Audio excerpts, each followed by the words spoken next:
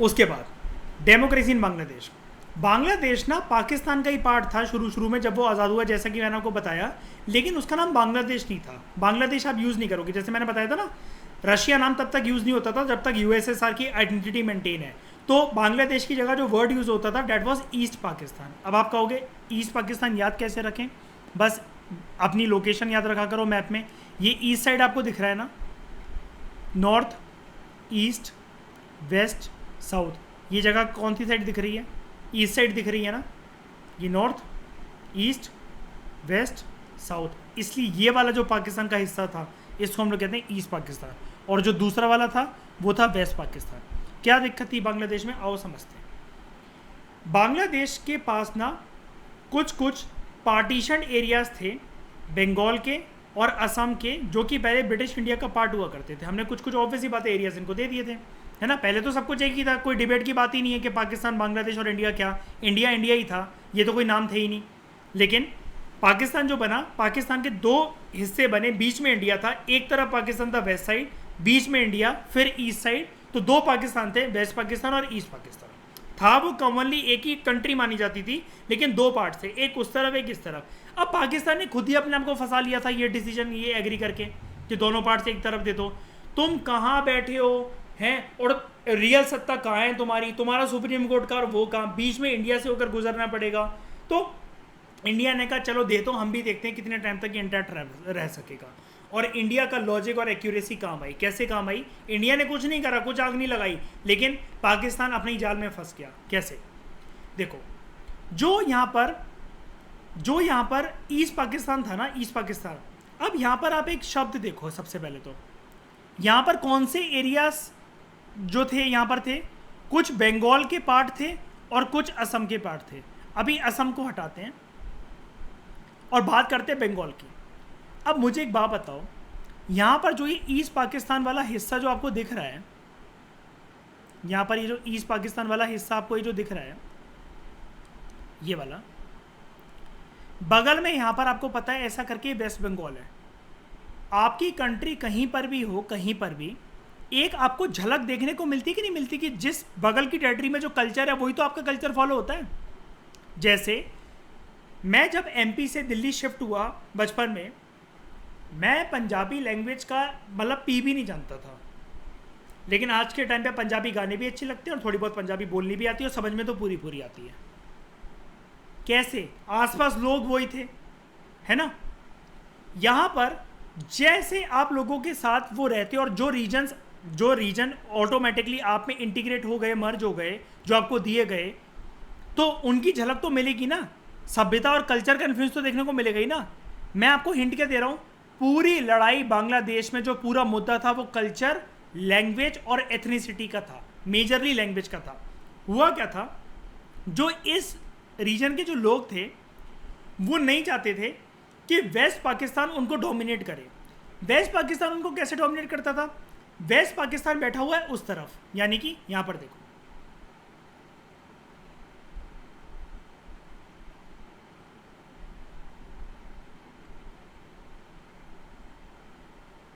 ये इंडिया मान लो।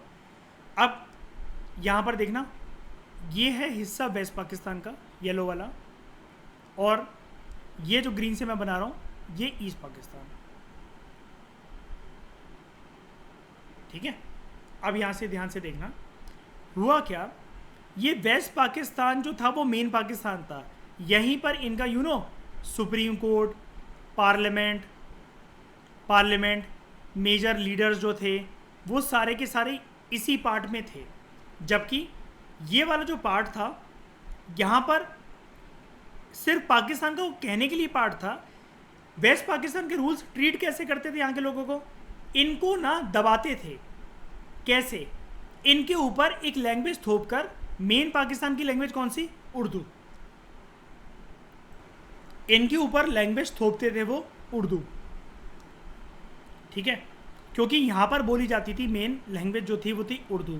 अब मुझे एक बात बताओ, ये रीजन जो था बांग्लादेश का, ये बंगाल के बगल में था, तो यहाँ पर कैसी पॉपुलेशन होगी जनरली? पाकिस्तानी होने से क्या होता है, वो तो आपकी नेशनलिटी है ना। यहाँ पर लोग ज़्यादातर लोग बंगाली बोलते थे, लेकिन वेस्ट पाकिस्तान के रूलर्स इनके ऊपर कल्चरल आइडेंटिटी थोपते थे उर्दू।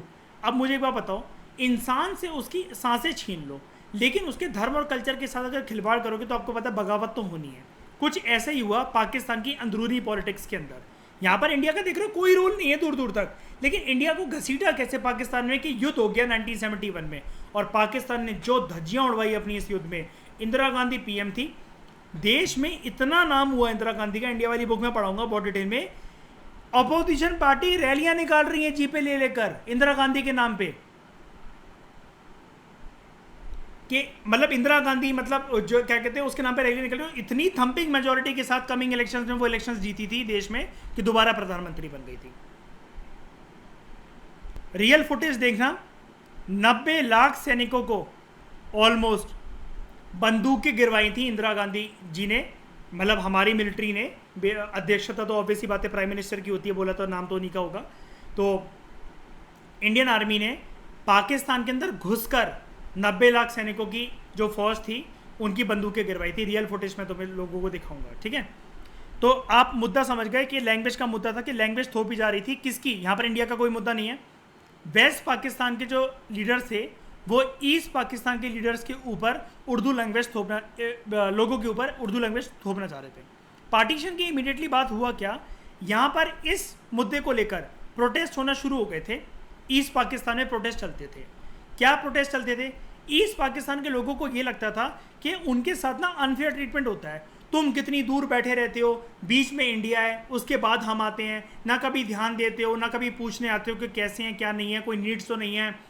कोर्ट जाना हो तो भैया इंडिया पार करके तुम्हारे आना पड़ेगा, पता चला कल को इंडिया परमिशन भी ना दे बीच में से निकलने के लिए।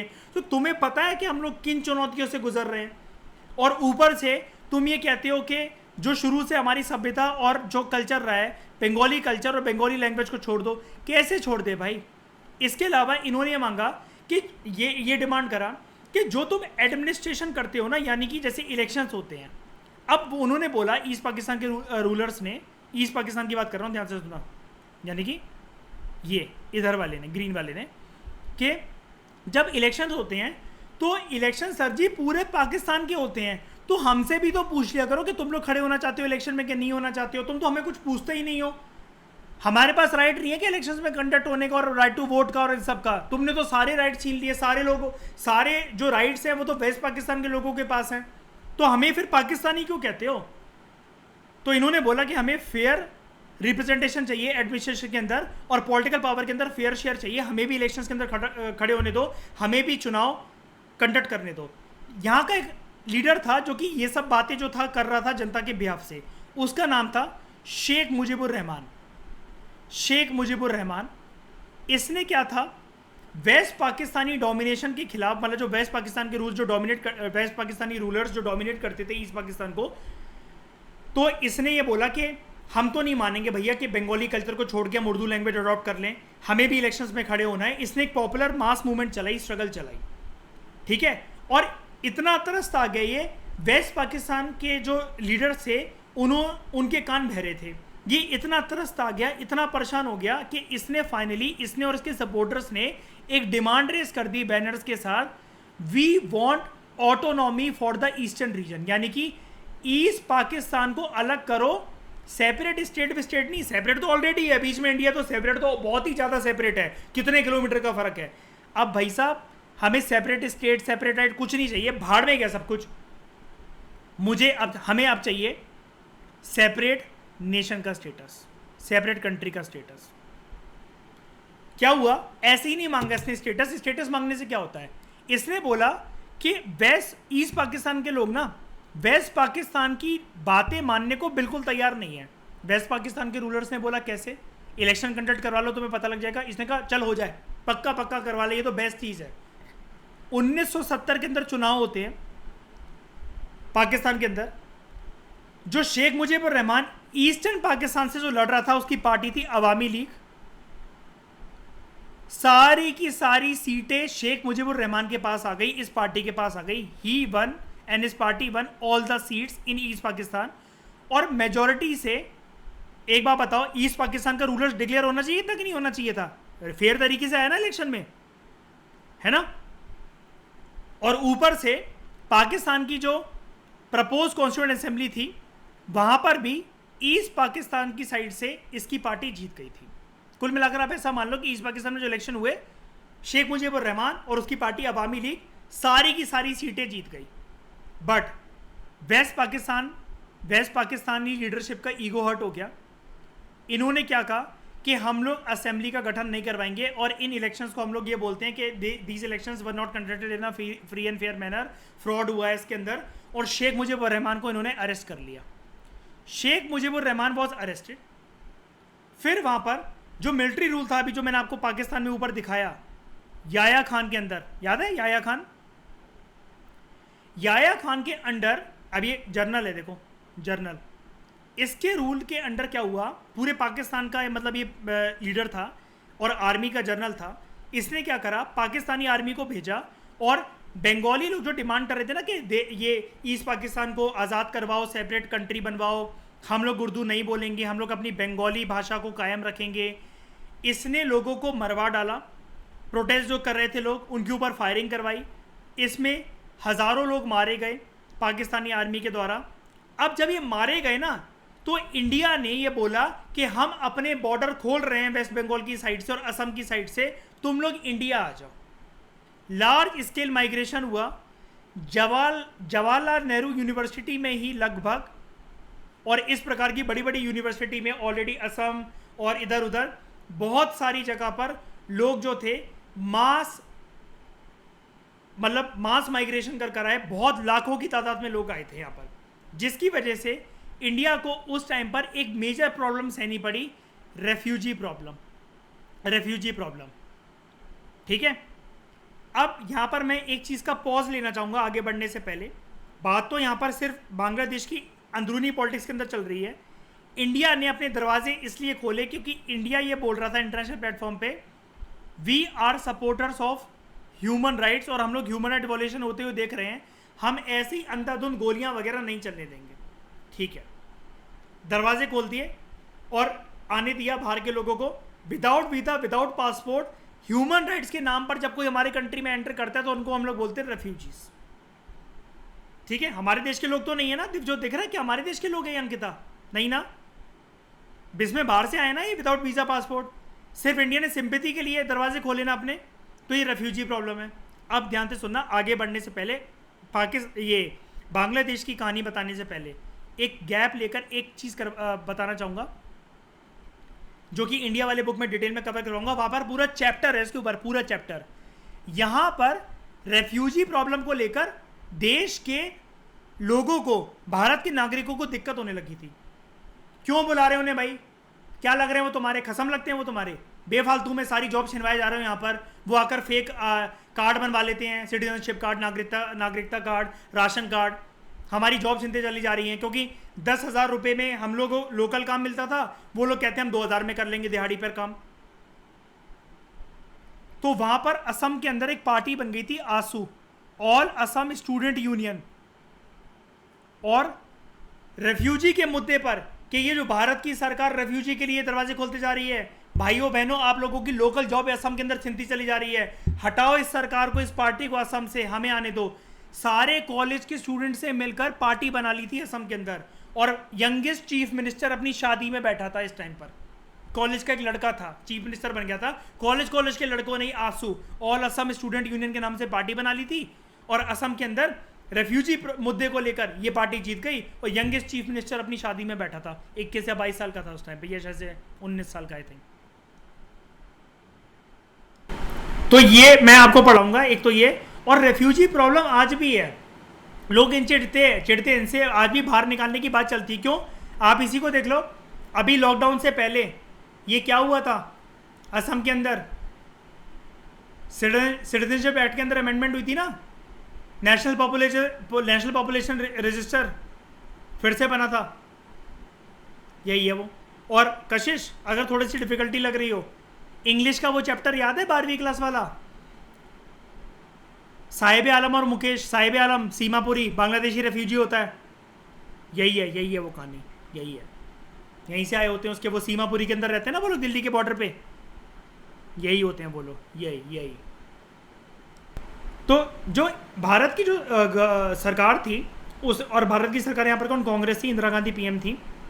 उसने सपोर्ट करा ईस्ट पाकिस्तान के लोगों की डिमांड को कि उनको इंडिपेंडेंस मिलना चाहिए, उनको हेल्प करा फाइनेंशियली और मिलिटरीली।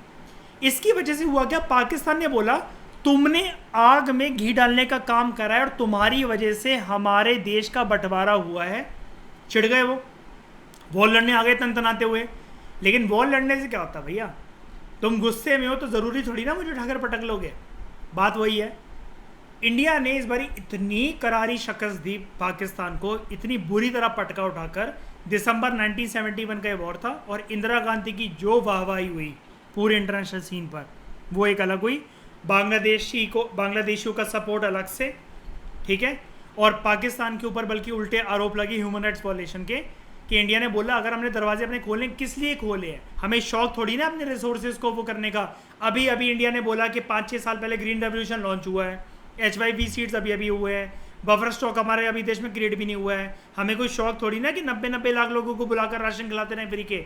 वो तो हम आवाज़ हैं, भारत और हिंदुस्तान वर्ल्ड में एक आवाज़ है कि जब भी इंसान के खिलाफ गलत बर्ताव होते हुए देखेगा तो वो अपनी आवाज़ उठाएगा। यही हमने अपने ईस्ट पाकिस्तान भाई बहनों के सपोर्ट में करा है, उनको शरण देकर। जिसकी वजह से हुआ क्या, वॉर की वजह से पाकिस्तानी फोर्सेस जो थी ईस्ट पाकिस्तान के अंदर वो हार गई, उन्होंने सरेंडर करना पड़ा। कम से कम 90 लाख सैनिकों ने उधर सरेंडर करा था और बांग्लादेश एक सेपरेट कंट्री इमर्ज होकर आया। बांग्लादेश बन गया एक इंडिपेंडेंट कंट्री। और क्योंकि इंडिया के सपोर्ट से, मतलब काइंड ऑफ सपोर्ट तो था ही ना इंडिया का डायरेक्टली, इंडिया की वजह से, क्योंकि इंडिया ने इनके लोगों को रहने की जगह दी थी, जब तक वो फॉर्म नहीं हो रहा इंडिया ने बहुत मदद करी, ठीक है। पाकिस्तान से बचाया, उसकी मिलिट्री को हराया। बांग्लादेश को इंटरनेशनल सीन पर रिकॉग्नाइज करा गया कि ये कंट्री है। पता है कंट्री बनाने से कुछ नहीं होता। कल को मैं बोलूँ कशिश फरीदाबाद को अलग करके इंडिया से कंट्री बना देते हैं, कंट्री तो चलो वो बन गई, यूएन में क्या माना जाएगा उसको कंट्री है, या फिर वर्ल्ड बैंक IMF कभी सपोर्ट करेगा, कोई कंट्री लोन देगी, बहुत सारी बातें होती हैं। तो यहाँ पर रिकॉग्निशन भी ज़रूरी होती है। तो इंडिया ने रिकॉग्नाइज करा और इंडिया के साथ साथ इंडिया के दोस्तों उन्होंने रिकॉग्नाइज करा और बांग्लादेश काफ़ी ज़्यादा अच्छा परफॉर्म कर रहा है। और स्पेशली इसकी तारीफ होती है आजकल IR में कि इसकी जो टेक्सटाइल्स और गारमेंट इंडस्ट्री है ना, वो इंडिया से भी आगे निकल चुकी है। वो बहुत रेवेन्यू दे रही है बांग्लादेश को, इंडिया से भी आगे निकल गई, काफ़ी ज़्यादा आगे निकल गई है। मैंने ओनली IAS में सुना था ये वाला फैक्ट। ये वाली बात जो मैंने बोली ना कि इंडिया सपोर्टर है, हमेशा आवाज़ उठाएगा, हमेशा बोलता है ना, ऐसे मुद्दे पर। ये नैम का एक वही है, कोर ऑब्जेक्टिव है नैम का कि ह्यूमन राइट्स का प्रोटेक्टर है। ओवरऑल इंडिया के भी यही ऑब्जेक्टिव है। जैसे आप अभी पढ़ोगे जो DPSP और फंडामेंटल ड्यूटी पढ़ोगे ना, उसमें जैसे ये सब बातें लिखा जाती कि जैसे उसके अंदर एक पॉइंट है, क्या कहते हैं, ऑब्जेक्टिव रेजोल्यूशन के अंदर एक पॉइंट है जो नेहरू जी ने दिया था कि India will contribute to the promotion of world peace. World peace मतलब क्या, कुछ गलत होते हुए देखेगा तब भी मतलब शांति व्यवस्था बनाने की कोशिश करेगा। ये वही वाली बात है। अब यहाँ पर कुछ पेंटिंग है, ग्राफिटी है, आप जानते हो कि दीवारों पे जो इस प्रकार की पेंटिंग करी जाती है। ढाका यूनिवर्सिटी में ये चीज़ पेंटिंग है, ढाका। बाकी क्या है, बांग्लादेश की क्या, ढाका कैपिटल, ठीक है। और यहाँ पर नूर हुसैन को याद करा जा रहा है जो कि किल करा गया था पुलिस के द्वारा प्रो डेमोक्रेसी प्रोटेस्ट जब चल रहे थे अगेंस्ट जनरल इरशाद इन 1987। और ये इसके बैक पर क्या लिखा हुआ है बंगाली लैंग्वेज के अंदर, लेट डेमोक्रेसी बी फ्रीड। बस छोटी सी बात एक थी। उसके बाद बांग्लादेश ने अपना कॉन्स्टिट्यूशन ड्राफ्ट करा और ये बोला कि we will be secular country. Secular country मतलब क्या, जैसे पाकिस्तान बोलता है जैसे we are Islamic country, Bangladesh ने अपने आप को कोई डिक्लेरेशन नहीं दी। हाँ, नेशनल रिलीजन नहीं है, डेमोक्रेसी के ऊपर अपना विश्वास दिखाया और सोशलिज्म के ऊपर, ठीक है। सोशलिस्ट आइडियोलॉजी मतलब कि everything in the initial level पर will be in the hands of government only, ठीक है। 1975 में क्या हुआ, शेख मुजीबुर रहमान ने कॉन्स्टिट्यूशन को अमेंड कर दिया और इसको शिफ्ट कर दिया from parliamentary to presidential form of government. अब थोड़ा सा इसमें थोड़ा सा ये कमीने किस्म का नेचर का बन गया, जिसकी वजह से ही also abolished all parties except his own, यानी कि मल्टीपल पार्टी सिस्टम से वन पार्टी सिस्टम कर दिया इसने। एक ही पार्टी चलती थी वहाँ पे, अवामी लीग। आजकल इसकी बेटी है प्रधानमंत्री, कोई नाम जानता है, शेख हसीना, वो इसी की बेटी है, ठीक है। This led to conflicts and tensions हैं, this led to conflicts and tensions, और इन्हीं टेंशन कन्फ्लिक्ट्स के अंदर क्या हुआ, मिलिट्री अपराइजिंग हुई वहाँ पर। मिलिट्री ने अगेन जैसे देख रहे हो जिस चीज़ से बचना चाहते थे वही चीज़ खुद की कंट्री के अंदर हो गई, और इसका एसेसिनेशन हो गया अगस्त 1975 में, मर्डर कर दिया इसका। न्यू मिलिट्री रूलर आया जियाउर रहमान, इसने अपनी पार्टी बनाई और यही अपोजिशन पार्टी है बांग्लादेश की मेन, बांग्लादेश नेशनल पार्टी। 1979 की इलेक्शन जीत ली इस पार्टी ने, इसका भी एसेसिनेशन हो गया। देख रहे हो मिलिट्री रूलर का एसेसिनेशन हो गया। एक और मिलिट्री रूलर आया लेफ्टिनेंट जनरल एच.एम. इरशाद, एच.एम. इरशाद, ऊपर देखो, इरशाद के खिलाफ प्रोटेस्ट चल रहे थे, ठीक है। Lieutenant general HM. इरशाद, जो लोग थे बांग्लादेश के वो सपोर्ट में आ गए कि हमें डेमोक्रेसी चाहिए, हम इसको दोबारा वेस्ट पाकिस्तान नहीं बनने देंगे। स्टूडेंट जो थे इस प्रोटेस्ट के फोरफ्रंट में थे। इरशाद ने ये अलाउ करा कि मैं पॉलिटिकल एक्टिविटी लिमिटेड स्केल पे करने दूंगा। बाद में उसने इलेक्शन से प्रेसिडेंट बना वो 5 साल के लिए। मास पब्लिक प्रोटेस्ट जो थे इरशाद के खिलाफ होते रहे। एक तो आप देख ही रहे हो ढाका यूनिवर्सिटी में ये जो जैसे चीज़ पेंटेड है, स्टूडेंट्स को मरवाया इसने, नूर हुसैन को मरवाया, फेमस लीडर होगा मतलब स्टूडेंट यूनियन का। एच.एम. इरशाद को फाइनली स्टेप डाउन करना पड़ा 1990 के अंदर। इलेक्शन हुए 1991 में, जिस टाइम पर हमारे देश में क्या हुआ था, LPG रिफॉर्म्स आए थे। उसके बाद दोबारा मल्टी पार्टी इलेक्शंस हुए और मल्टी पार्टी सिस्टम लौट कर आया बांग्लादेश की उसमें, और तब से Bangladesh kind of as compare to the main Pakistan ये पीसफुल है। बांग्लादेश काफ़ी ज़्यादा है पीसफुल इससे। और इंडिया के रिलेशन आप खुद बताओ ना, बांग्लादेश से कभी इतने ज़्यादा बहुत ज़्यादा नहीं बिगड़े। इस चैप्टर में आएगा 1-2 पॉइंट्स कि कहाँ कहाँ इंडिया और बांग्लादेश के रिश्तों में खटास है, लेकिन वो खटास के जो पॉइंट्स हैं वो इतने ज़्यादा भी नहीं है जितना इंडिया और पाकिस्तान के साथ है। नेक्स्ट लेक्चर में बात करेंगे हम लोग नेपाल की क्या कहानी है साउथ एशिया के अंदर। अभी तक हम लोग 2 कंट्रीज कवर कर चुके हैं साउथ एशिया में। एक हम लोग पाकिस्तान को समझ चुके हैं और दूसरा हम लोग समझ चुके हैं बांग्लादेश को। तो thank you very much for discussion.